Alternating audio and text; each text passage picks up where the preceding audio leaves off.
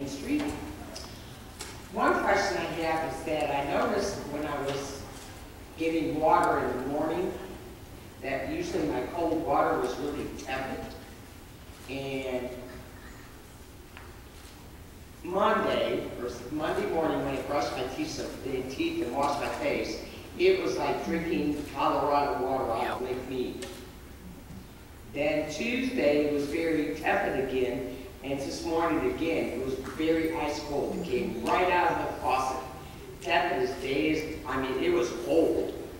Where I'm wondering if, because where I live is on the north side of Maine, Clintonville, I live on that crest, that somewhere, some water from an underground river infiltrated our regular water. I don't know, I'm not a geologist.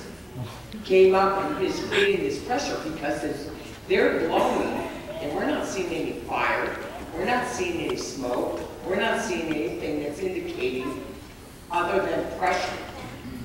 And that pressure has to keep coming up.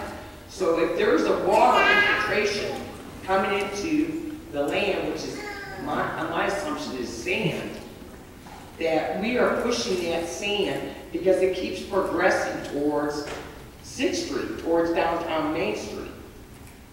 The other question I have is, why did I come home tonight from school as a teacher and suddenly see flags all the way down Main Street? And you brought in these, who are the people that are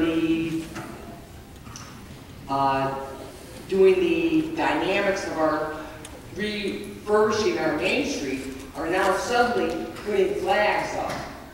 You mean American flags? No, they're little young flags. Oh, you mean Digger's Hot Dog flags? Yeah, who is the consultant you consult? Rupert and Milky is the engineering firm, but they have not been in our community yet. And that no, they are part of the people who are redoing the Main Street that's due to be redone either the 13th or 14th. Because we're talking about the Main Street reconstruction. Yes. Okay.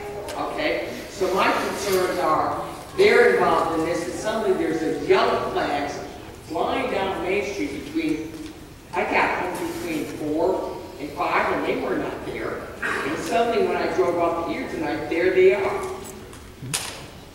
And these are the people who are going to refurbish Main Street. I don't understand. I'll try to address your two questions. Okay, good. First of all, the water system, question 1.